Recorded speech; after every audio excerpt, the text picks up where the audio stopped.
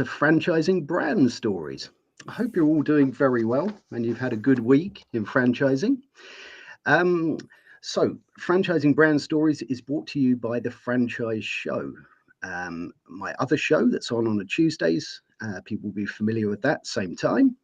It's a weekly LinkedIn and other platforms live show, and we discuss the stories behind some of the nation's favorite franchise brands. It's live every week at 5:15 p.m. GMT, and we chat to founders, directors, and people at the hearts of these businesses. We break the show down into 3 distinct sections as well. So we start in the present, and we have a good chat about where we're at now. And then we go back into the past and see where it all began. And that's the main part of the show. And this is really a show where the community can participate. So during that middle section, if you've got some comments, some questions for Ben, then please let us know. And finally, we go back to the future, my favorite film, I like to use that expression, to what's going to happen in the future and exciting things happening. So they are the 3 chapters of the show. Before we introduce our wonderful guest today, and that is the wonderful Ben Brookes from Agency Express, I would just like to read a little piece about Agency Express. Solving the nation's erection problems. Ben's words. Since 1998, discover how a straightforward business with a post and a for sale board has grown to over 117 franchisees across the UK, from Aberdeen to Cornwall. Agency Express now operates at the cutting edge of new technology and has been recognised by the BFA as the UK's best franchise in 2024. Ben Brookes, MD, is a real standout franchise professional and shares the Agency Express franchising brand story with us today. So Ben, it's wonderful to have you with us today. Thank you so much. Great pleasure to be here. For being here. Yeah, no, thank you. Perhaps we could start with chapter 1, which is, where are you at now, and what is, for people that don't know, what is Agency Express? What do you do as a business? Well, I think it's really important to note, Harvey, first of all, that I didn't write the bit about me being a standout franchise professional. I, like most people that work in the franchise world, found my way here in a slightly meandering fashion. Agency Express, I'll give you the elevator pitch. What do we do? So we do solve the nation's erection problems.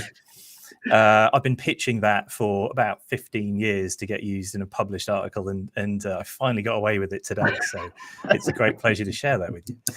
We put up boards for estate agents. So we've been doing what we do now since 1998. We have 117 franchisees around the UK, erecting, maintaining, and looking after the temporary signage for estate agents, letting agents, and commercial agents around the UK. So we visit something in the region of 125,000 properties every single month, or 1.5 million a year.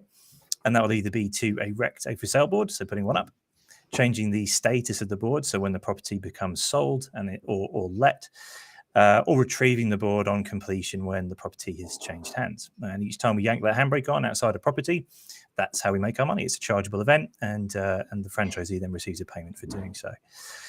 We work with about 7,500 estate agents on a monthly basis, and that's about 600 or 700 property visits that we make every single hour through our Signmaster 3 system, which the franchisees use to manage their daily workflow and update their work rate. Is that enough for you, or do you need a bit more? It's brilliant stuff, and it's a great introduction to the business, and I think that really gives people an understanding of, of who you are, what you do, and where you're at now. So really what I want to do now is move on to chapter 2, as it were, and chapter 2 is really taking us back a step now. I want to go right back to the beginning and find out really where it all began, and we can start to delve into why franchising was the choice. But perhaps you'd like to take us back to 1998. Actually, well, I was an estate agent. I might take you back a bit further, actually, if that's all right. Okay, that's great. Excellent. So again, this story comes with a caveat. First of all, I have told this story somewhere in the region of 1,600 times. I've lost count of it because I share the same story with every prospective franchisee who comes to see me, and I try and make it slightly different every time, because otherwise I might as well just show them a recording. In fact, after we've done this today, I might just play them this recording, and then I won't have to tell them over and over again. Where does it start? Well, it goes back a bit further than 1998. So 1998 for me was the year that John Prescott was dancing to D-Ream. That's what sticks in my head. To things can only get better. Long before Brian Cox was famous for looking at stars and was playing a keyboard on the stage of Labour winning the general election. If we go a bit further back, all the way back to the wonderful 80s, so back to when they made your favourite film, that's really where the origin story of Agency Express begins. Now, as you can tell, I'm not in my late 60s. Well, I feel like I am, but hopefully don't look like I am. So the origin of this story isn't mine. It's actually Steve Watson's, our chairman and the founder of Agency Express. The story starts with him. Back in the 80s, things were very different in the UK housing market to the way they are today. Everything is very slick and very organized and well formatted. If we go back to the 70s and 80s, and it wasn't like that at all. And the whole housing market was very fragmented. There's three main parts to buying a house or selling a house or moving or renting. And it starts with the individual who wants to buy or sell the house, finding an estate agent to market it for them. And the way they would do that is they would simply walk through the door of the estate agent in their local town or village and say, hey, do you want to sell my house for me? And they'd say, yes, please. It's a little bit different now. That was the first step for someone selling a house. The second step would then be they'd need to get a mortgage. And so they would go and see their bank manager, their individual bank manager. They'd lie about how much they earned because, of course, the bank manager couldn't check very well back then. And they would offer them an endowment mortgage, which was a terrible idea, but we only found that out about 15 years later. And they would then go and look at the house that the other person had put on the market via the estate agent, make an offer, have the offer accepted, and then they would have to go and find a conveyancer, which would be a separate company to do the legal work. Okay. And what happened in the 80s is all of these things came together. And they came together because the bank industry in the UK started to become heavily involved in the estate agency industry. And that's because they wanted to sell people those endowment mortgages.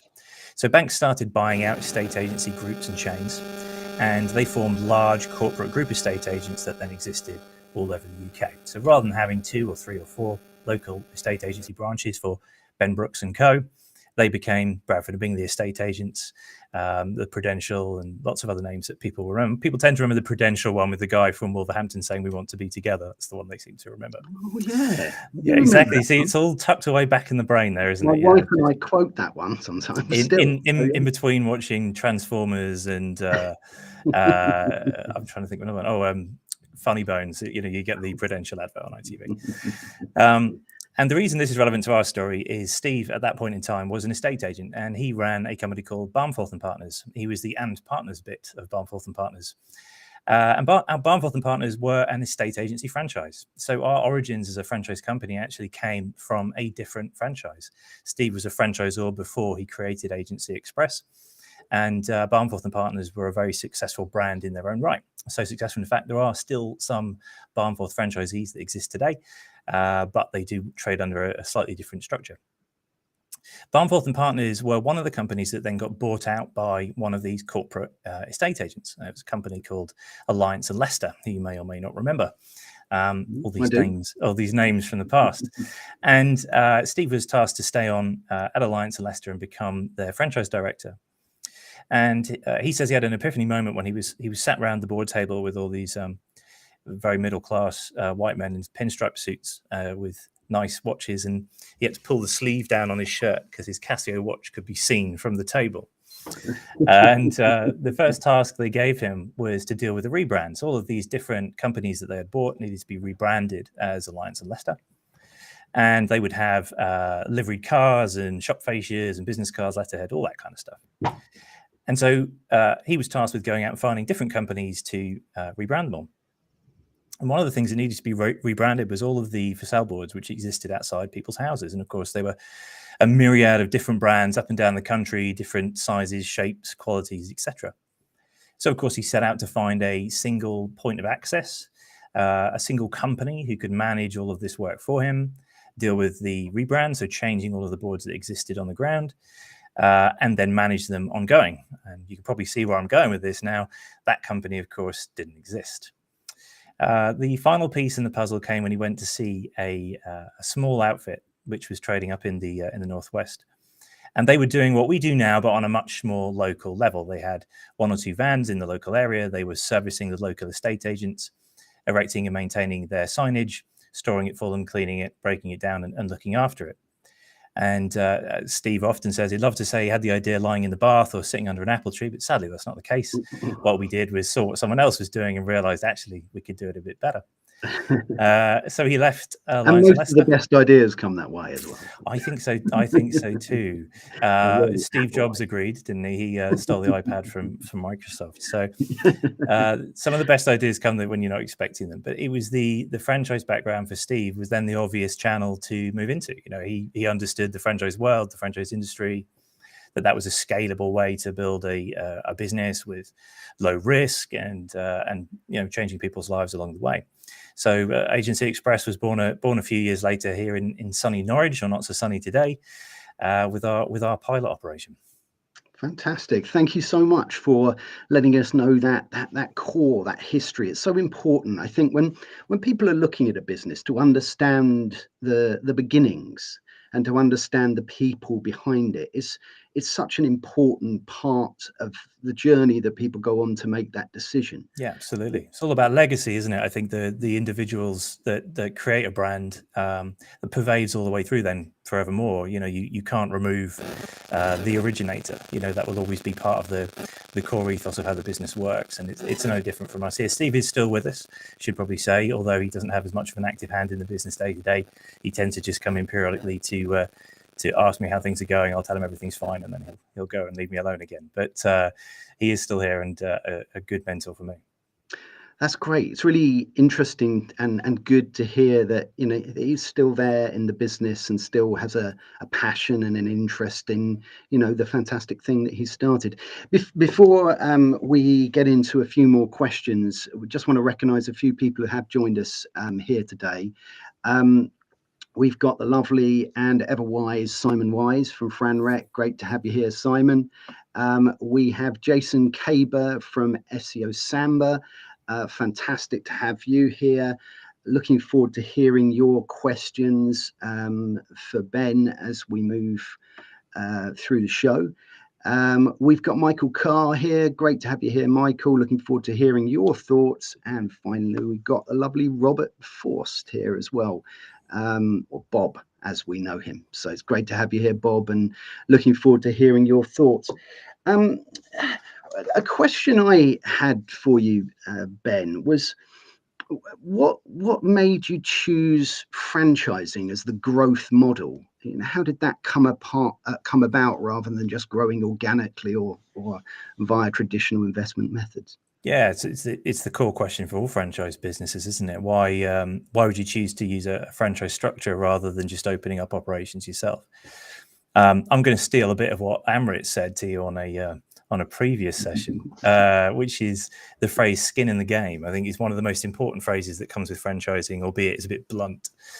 With the nature of what we do, we're what's known as a van-based franchise or an owner-operator franchise. It means the same thing. The individual who's behind the wheel of the van, erecting and maintaining and servicing those boards, in the vast majority of cases, is also the person who owns and runs the business.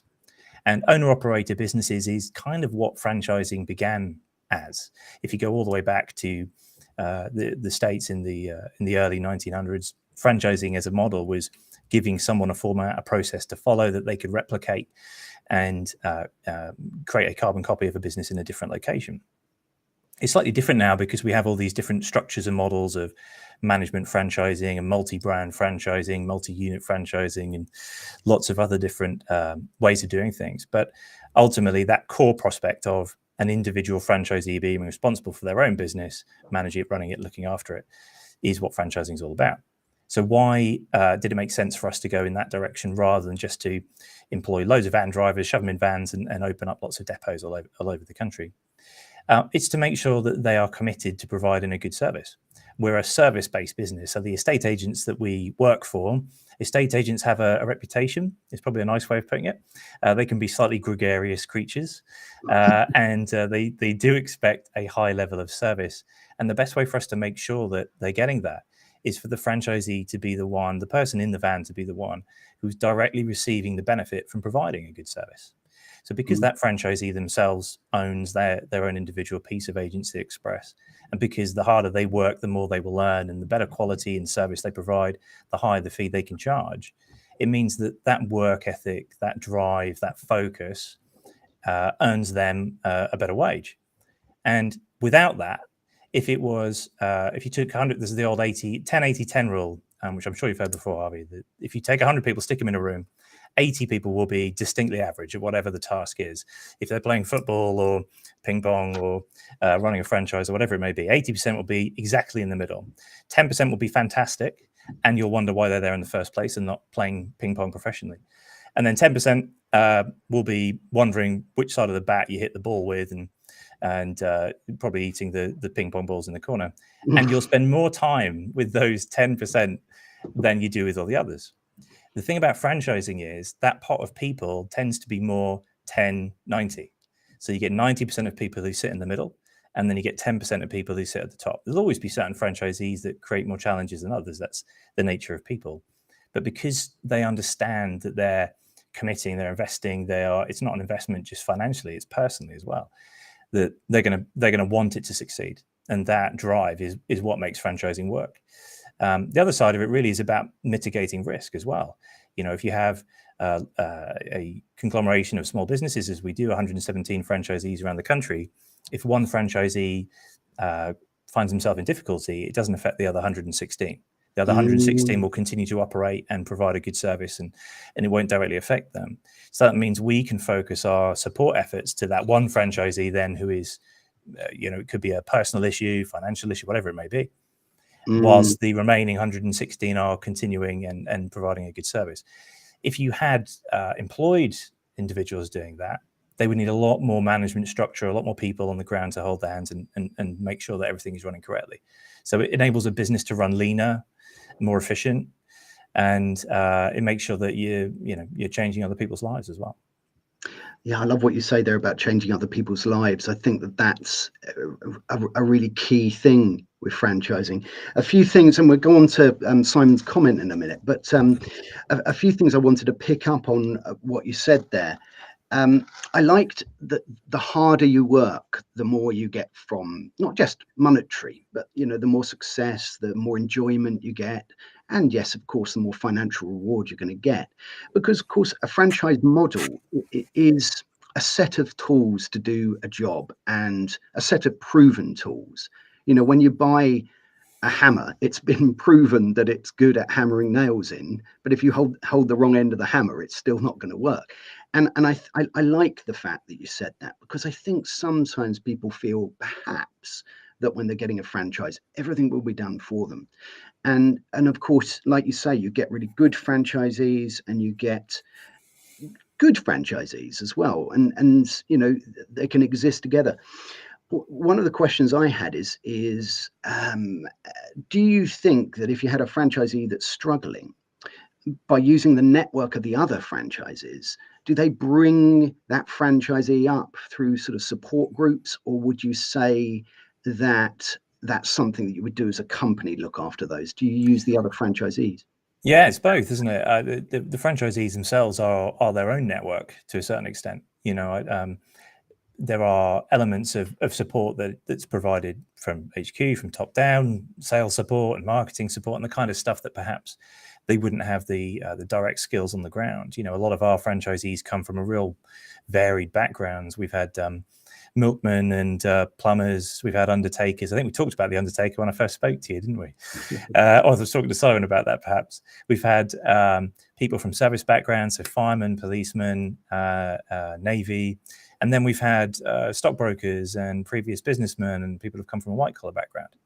They all share the same drive to want to run their own business and to want to step away from the environment that they were previously in. But they don't necessarily have the same skills, traits, experiences. Some franchisors are focusing on a specific target group. One that springs to mind is tax assist. So they're specifically looking for people from a financial background, accountants and people who worked in accountancy firms. It's not like that for us. We no one ever woke up in the morning one day and said, "Hey, I want to put up for sale boards. That's what I want to do." People don't tend to come to us from that direction. They recognize that what we do is a fairly simple and straightforward business to run, that the potential is very good, and that they can be out and about working with their hands. And that's often what draws people to us. But going back to your question, they're their own network, so they have their own skills and their own experiences. So they can lean on each other for that support just as much as they can for us. And we run regional meetings for the franchisees. We have monthly web calls with them, and they all get to know each other pretty well, especially the direct neighbors, those who border each other within territories. That direct relationship that they build is as important as the relationship they have with us at HQ. There's 117 franchisees. If an average franchisee has worked with us for 8 years, which is probably about right, that's pushing on 1,000 years of experience. That's a lot of experience to tap into, humongous amount. That's a great way of putting it. When you combine that experience and you add that together, and when you say that number, it's really incredible. And you answered some questions I had there about what type of people become franchisees. So that's fantastic. But look, let's have a look at a couple of questions here that have come in from Simon. I'm actually going to pick this one first because it relates quite well to what we were just talking about there. What skills and experience do franchisees need to exceed in your franchise? You mentioned something there about passion, and I always love that word when you're talking about franchising. If you've got the passion for doing something, whatever that is, and doing something well and providing that good service. But is that me or you then? I think it's you. I hope it's you. I've been extremely careful to make sure. Oh, he's gone. He's back. It's okay, everyone. Don't worry. I'm going to answer your question whilst you're poking your webcam. Harvey's got a new webcam, so I suspect it's that's caused the problem. What experience do they need? The phrase that I use when franchisees come and see us, and Naomi, our marketing head of marketing, is going to tell me off for sharing this bit of information, but I'm going to share it anyway. It's an exclusive. It's an exclusive. We talk about PLUs, people like us. And what we're looking for when someone comes in is a PLU. So it's not necessarily about their background, their history. As I said, we've had all kinds of different work experiences that have found their way to us. Sure, there are certain skills that are going to help. If you're a carpenter, we do have a carpenter in the network. Yeah, that's going to make life a little bit easier for you when we're working with timber posts. But ultimately, those skills we can teach, and that's part of the training process. We're going to teach you how to manage the kit. What we can't teach is the duvet. You can't teach someone how to throw a duvet off in the morning and get stuck in. I genuinely believe there are two kinds of people in the world. There's those who wake up in the morning and go, right, let's get stuck in, let's do it. Whatever it is we're doing, it doesn't matter what we're doing, let's do it to the 100% the best of our ability. And then there are those people who get up in the morning and they kind of regret that they woke up. It's at that moment in the morning when they go, oh, another day. And if you fall into that category, franchising is not going to work for you, because there is no one behind you telling you that you are you're brilliant and you're fantastic and you're wonderful and you're going to succeed. That's not what we're here for. We're here to support you and make the model work for you. But you've got to have the drive. You've got to want to get stuck in and get your hands dirty and keep yourself busy. And if you can't do that, then any franchise you're going to struggle with. But the nice thing about what we do is we're not looking for people who come from a sales background. A lot of franchise brands are wanting people that have a sales environment background or are comfortable with a cold sell process.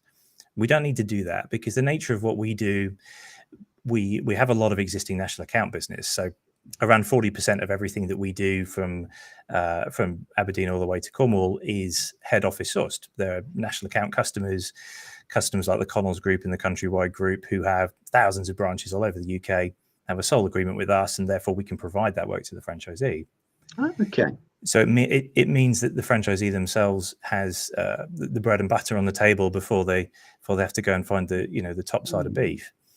And for a lot of franchisees coming from employed backgrounds, or perhaps it's their first step into self-employment, that just gives them a lot more comfort to know that a certain amount of business is there and it's prepared for them, and their job is to build the cherry on the Belgian bun rather than starting at the bottom.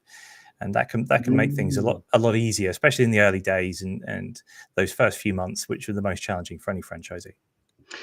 That's a really good point.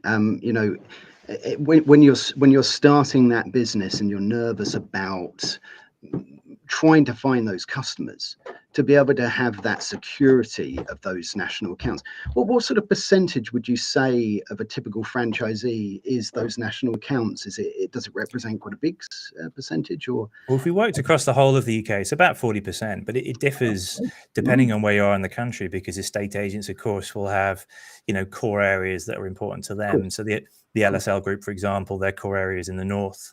So in places like Newcastle and Manchester and Liverpool, they're going to have a very strong holding, but they have very few branches in the southwest. Yes. Whereas the Connells group or the Chancellors group, they're all very much focused in the south, the M4 corridor, etc. So they're going to be a much stronger brand in that part of the world. So it does depend. Some franchisees it's more, some it's less. But the advent of internet estate agents changed that game as well, because we work with companies like Purple Bricks, and they provide instructions all over the country. And so it means that we never know where the next instruction is going to come in. It's not going to necessarily be wherever the last one or the previous one was. It could be somewhere completely different. And that enables us to provide additional work for all of those franchisees everywhere in the UK. Great, yeah. So I suppose those leads come in from those key accounts or those national organizations, and are they distributed by you as a franchisor to make sure they go to the right franchisee? Yeah, exactly right. So our franchisees are territory based, which is quite common with van-based franchising or owner-operator businesses, where you'll have an allocated territory, and most of them in the UK will be done on postcode. So you'll have a certain number of postcodes which are specific to you, and they'll be detailed within your franchise agreement. And any work which then falls within that patch, and with us, it's divided by the specific branch or the location of the business, will then be provided to that franchisee. So if we sign a national account with Connells Group and they've got offices all over the UK, if that office falls into to Slough, for example, it would fall to our operator there, Chris, and he would pick up that office, despite the fact it's been signed as a national deal. It would then be provided to him, and it would become his local client. Get it. Fantastic. One of the questions I was going to ask you is, with 117 franchisees and all of this history, you must have met some real characters over the years. Is there any sort of standout stories about some success or some challenges that were overcome by a franchisee over the years? Yeah, well, I mean, you're absolutely right. You meet more characters in the franchise world than in any other. I mean, my previous life, I worked in property before I came to franchising, and there are people who are attracted to the property world tend to be of a type. So that you meet a carbon copy of the same guy every time. Every time you sit down at a sort of black tie thing, it's the same guy sitting next to you, and you can more or less have the same conversation. I went to a black tie thing recently wearing this hat. So I know you did, because I was there too, and I saw you across the room. I was, yeah, but you were having far too much fun, so I didn't want to interrupt you. And the lovely thing about franchising is because it envelops so many different industries, so many different types of people. Your massive multi-unit stuff, and Holiday Inn and McDonald's, and then you'll have companies like Barking Mad and the childcare franchises, which are just completely different types of people that are being attracted to our world. Interesting people that I have met. I've met a lot of people without driving licenses, which is a bit of a precursor for what we do. I had a guy once who told me, he said, "It's okay, I'm going to get my wife to drive me around and I'll do the work." And I said, "Look, this is not going to end well. I mean, I can just about manage 3 hours in the car with my wife before we have to have a break. So if you're doing 8 hours a day every day, you're gonna lose your marbles fairly quick." I've had, what else? I had a guy who only had one arm. And that was an interesting one. We sort of had a conversation about how that would work, and he was adamant his DIY skills were fantastic and it wouldn't be a problem. But in terms of success stories, who's the one that sticks out the most? We had a franchisee in Derby, a guy called Dave, we have a lot of people called Dave. You can literally answer the phone in our office and say Dave or Steve, and the chances are they'll say yes. And Dave in Derby was a long distance lorry driver, and he had never considered being self-employed. He had no concept of what that would entail. The idea of registering for self-employment or VAT was absolutely alien to him. And we worked with him very closely to make sure that he was comfortable. The doing was the easy bit for him. So actually putting up the boards and dealing with the estate agents, that was the easy bit. It was the mechanics of business that felt difficult. And I asked him the same question I ask everyone on the franchise interview. So when they come to see me or when we do it online, which is, what's success to you? What's the goal here? Because quite often people will say money. Okay, that's fine. I understand that. As you say, we're all in business to make money. Nothing wrong with that being the driver.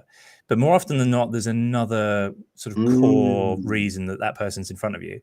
And for Dave, he said, I want to put my kids to bed at night. That was his core reason. He said, driving trucks all over the country is great and you can make lots of money doing it if you're good at it. But I'm away 6 nights a week. So I see them 1 night a week. That's it. So I want to be able to come home every night and put the kids to bed. And then when I would check in with him periodically for his catch-up meetings and calls, I would always ask him, did you put your kids to bed tonight? And he said, yes. And so that was the one that stuck with me. He then sold his business about 4 or 5 years ago, for a very healthy return on what he did. And he was still putting his kids to bed when he left us. So yeah, that's one that stuck out. Great story. That's a great story, and this is what this show's about: to discover those stories and understanding someone's why. Yeah, it's so important in franchising. I always ask people about what their vision is, how do they see their day to day, and why do they want to do it? What's brought them to that point? How do they see it? What excites them? And that was such a powerful story, I think. To understand that why. It's amazing how often you have that conversation with someone and they don't know for themselves. And as you delve into them more and ask them about, when we're talking about PLUs, I want to understand them as people. Amrit talks about this as well. You want to understand them as the human side of why they're there. Yeah. If someone just says, I just want to make money, I just want to be successful, yeah, that's great. All those things are great, but there's a reason how you've arrived here. So if you don't know what the why is, then let's unpick it, because we can probably figure it out together, and more often than not we do. And that means you've just got that touchstone point that you can go back to and say, well, have we achieved what we wanted to achieve? Take the finances out of it for the time being. The original why, is it there, and does it work? Yeah. Finding the why. I think that's definitely a take home from today. Either that or a Sesame Street episode, one or the other. I hate to say it, but it is your microphone that's making that noise, by the way. Oh, is it? I'm sorry. It's not a problem, but we can still hear each other. It's only an occasional thing, so it's all good. Let's have a quick look at a question here that young Bob has put. And I just wanted to touch on the last part of this, actually, because FDDs are more US related here. But how we spoke a little bit about what type of person becomes a franchisee, but how do you sort of attract new franchisees to the business? Is it sort of traditional methods via aggregator platforms, or is there some more unusual ways that people could hear about your business? That's a really good question, and one that actually is at the top of my list of issues that exist within the UK franchise world. We've all fallen into this trap of operating in exactly the same way, trying to find franchisees for the last 30 years and expecting a different outcome. So everyone turns up to the franchise exhibition, yeah, this is going to be the one, this is it, and then at the end of the 2 days, they go, oh yeah, it was okay. We took this amount of leads, and that's okay. But the truth is that there's been a massive shift. The reason why we're talking to each other on your platform today is because people engage with content differently. Yeah. And so there has to be a step change in terms of how we present ourselves. How do I find franchisees? Of course, we use all the traditional methods, the platforms that exist out there, the franchise exhibitions, the web sessions, and so on. But I try and just make sure I'm as visible as possible so that we're always talking about what we do. We're always vocalizing what we do. We're always at every event, every invitation to talk about it, producing lots of content which goes through the social channels. And I think largely now, when we are trying to attract, perhaps Gen Z is a little bit too far, but certainly Gen X, Gen Y to the franchise world, they're going to find you in a different way, and they're going to come to you a lot more qualified than what we would have had previously. If you go back to the 90s and the noughties days, someone would come to you completely green to a franchise exhibition. They'd walk up on the stand and say, well, tell me about what you do. Yeah. And by the end of that 10-minute conversation, they may be quite interested. Whereas now someone will come up on the stand and say, yeah, I've seen you. In fact, I was talking about this earlier, that you probably get this as well. One of the really strange things about our world is someone will walk up to you and talk to you as if they know you. So they'll come up and they go, oh, hi, Ben. Yeah, how you doing? Yeah, just tell me about this, about your business. And I'm standing there thinking, have I met you before? And I can't remember you. And it's not that. It's that they've seen one of these videos and they feel like they know you. And that's what we need to cultivate, that sense of being being known before they reach out to talk about the business.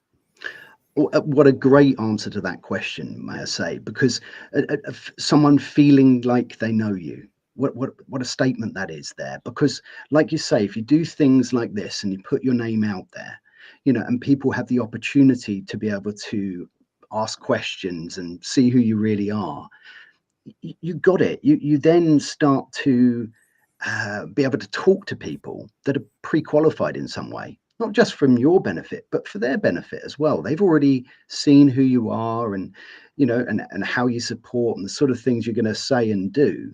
And that can really help them with making a decision as to whether it's the right journey to yeah, absolutely. And that franchising is right for them as well. I try and make a concerted effort when someone comes through the sort of recruitment process to talk to them about franchising in general and what it means, but also whether our brand is right for them. It may well be, I've had people come through before and say, well, actually what I'm looking for is a management business. I want to have lots of people working. And I say, well, look, that's not us. We're not for you.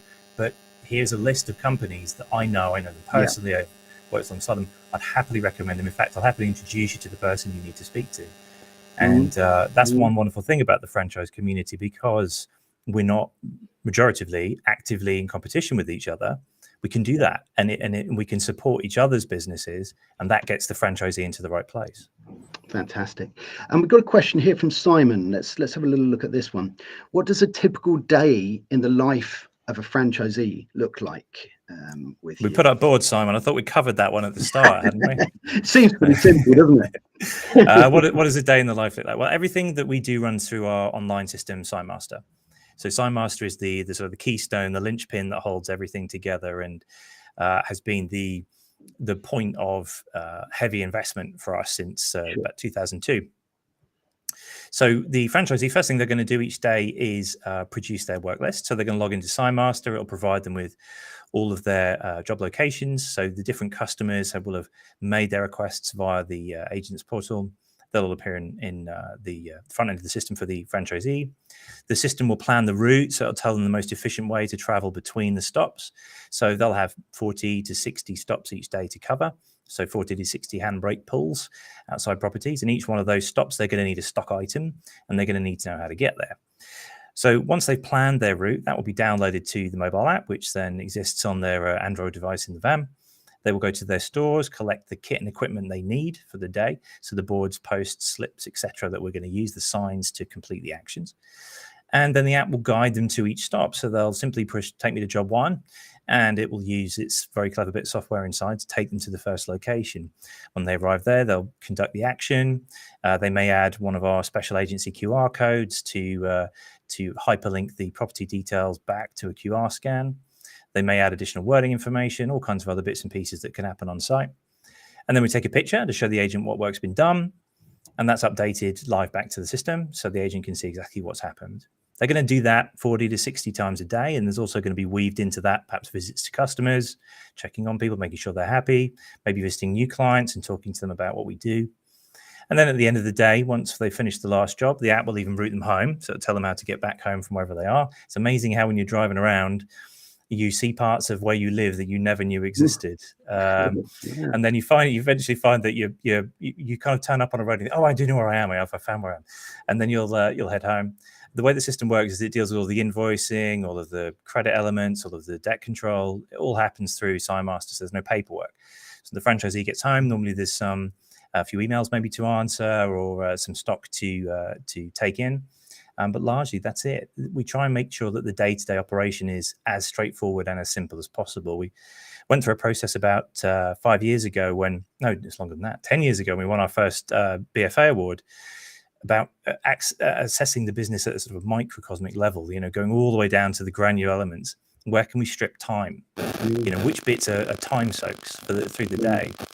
Stock elements, routing, planning the day, how can we literally break all those component parts down to a granular level to make it easier for the franchisee to be able to conduct more work and to finish earlier. And that's where we are. That's fantastic. That also answers a question that I had about infrastructure and support. You mentioned a lot there about those software systems and really what sort of support that a franchisee could expect. Were there any other elements of support that you'd like to talk about that a franchisee could expect to help them through their day-to-day? Yeah, sure. I think one of the most important parts of support for a franchisee is sales support. It doesn't get talked about a lot. There's different kinds of franchises, of course, that exist, and lots of in the food and beverage world or B2C, where you're going direct to consumer. It's less relevant. That sales environment is less important because you're providing a product, you're going out to the consumer, and so you're going to use the traditional marketing methods to find them. If you work in a direct sales environment, so you're a B2B customer, and so therefore you have to take your product or service to another company and engage with them and try and get them to use it, that can be really daunting if you've never worked in that world. Just the idea of walking through the door and talking to someone, for some people, is terrifying.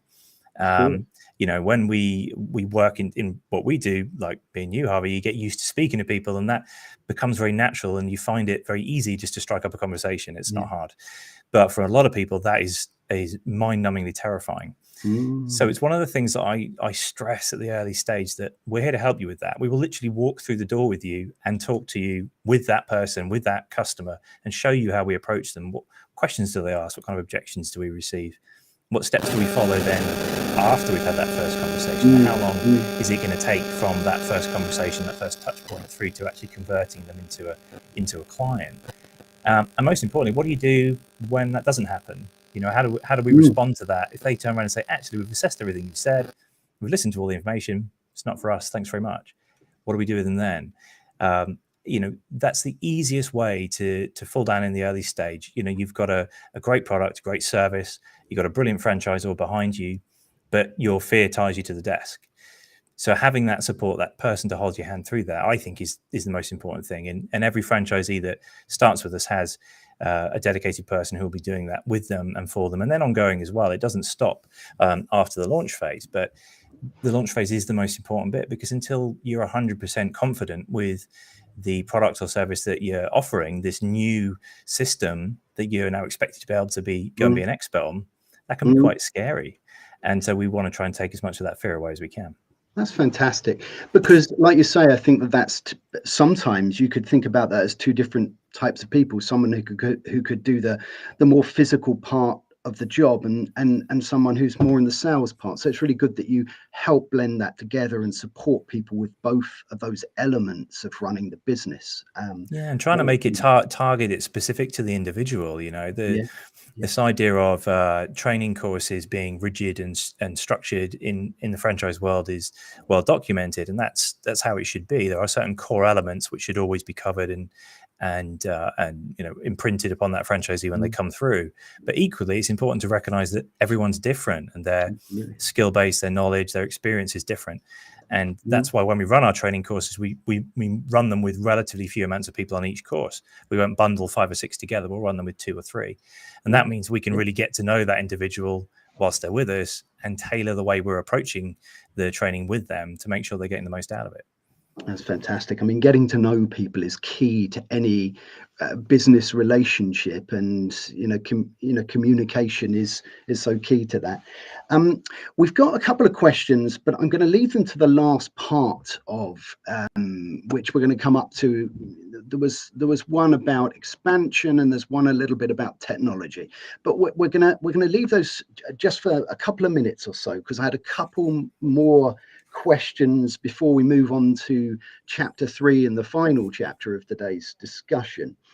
I wanted people to understand what we've talked a lot about, what happens when you're a franchisee and the support and the types of people. What does the kind of the prospect journey look like for a potential franchisee? So when someone makes that inquiry, how do you take them through that process? Yeah, it's amazing how much that's changed post-COVID. The people, it's like this huge learning curve, wasn't it? Everyone running Zoom quizzes at home to keep themselves entertained during lockdown.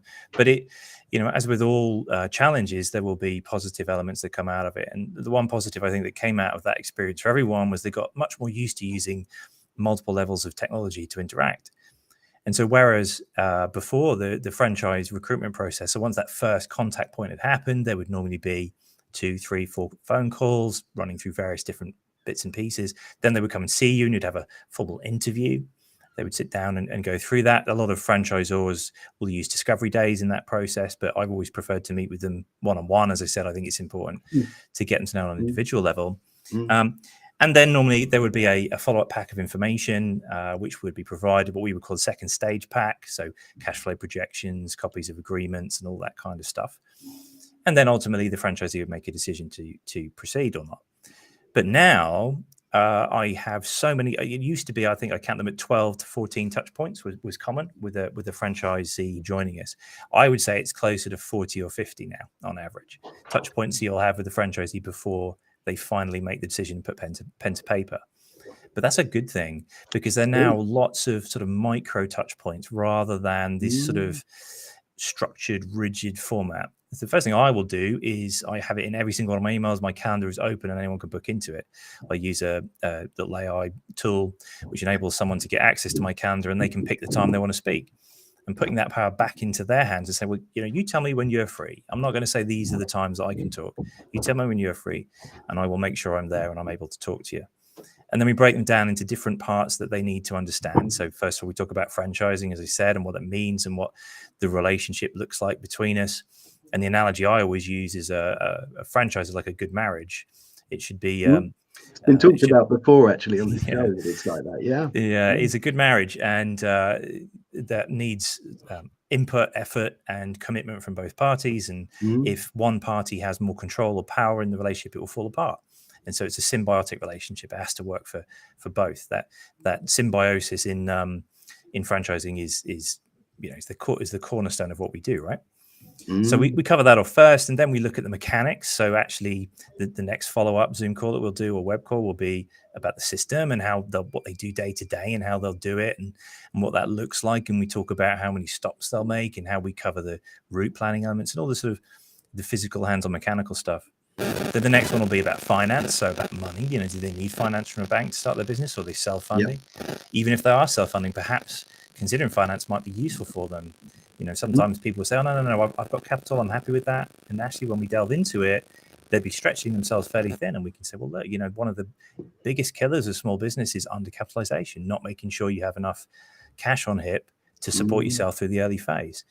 And so we break it down into those kind of component parts. We'll then encourage them, obviously, to come and see us here at HQ, to spend some time with the franchisee, so an existing franchisee within the network, speak to 3 or 4 of them and visit one if possible as well, and get their hands dirty and see what it's like actually putting up a board.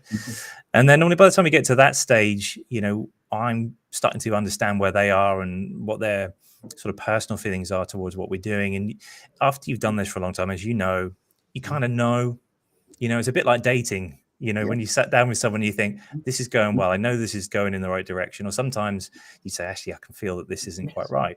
And it's a joint trust journey, isn't it? Yeah. And you just know, and they just know as well. And it just takes time to get to know one another to see whether you're going to do business together. Yeah. And that's fantastic. I wanted to end this particular section with asking you, and we are going to run over a little bit today, but it's been just such a fascinating conversation that if it's okay with you, we're going to continue a little bit longer. You can flatter me all night long, Harvey. That's fine. I just wanted to know how you would summarize, or if you could summarize, what the mindset of you as a franchisor is, if you could do that in a fairly concise and short way. It's a tricky one to summarize, isn't it? Cool. That's a tricky one. I think a franchisor in a lot of ways has a similar mindset to a franchisee.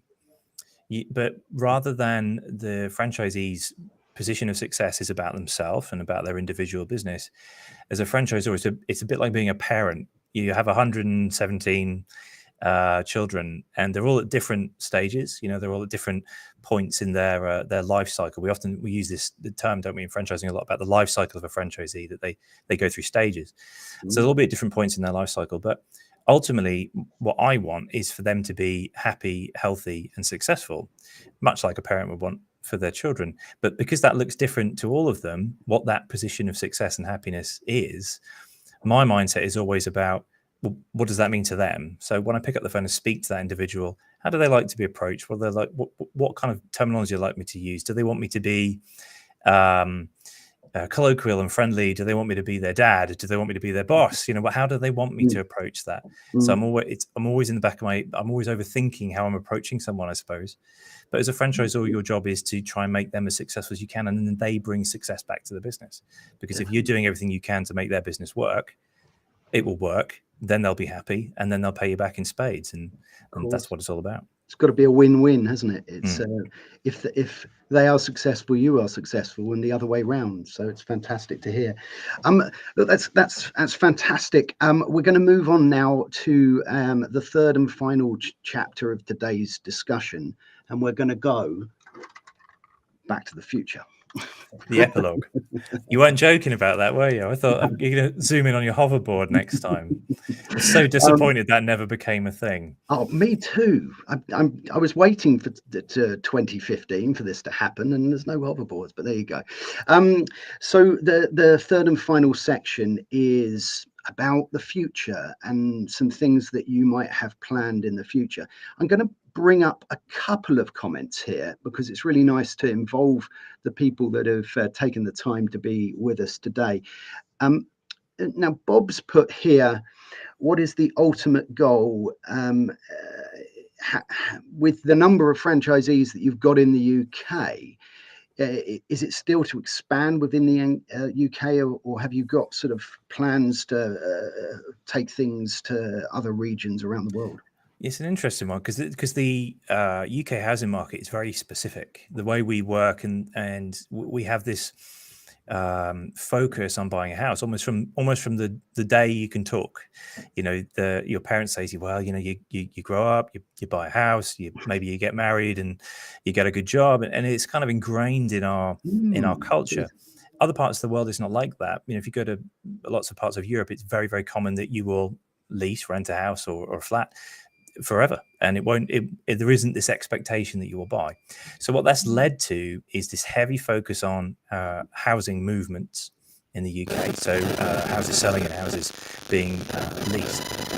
And so that's created an environment where estate agents are hugely prevalent. That, coupled with the high density of property that exists in the UK, it's a perfect blend for us doing what we do. So it would have to be a very similar marketplace for us to be able to migrate the brand to another part of the world. Interestingly enough, they're all sort of ex-British colonies that have similar housing markets, and it kind of makes sense.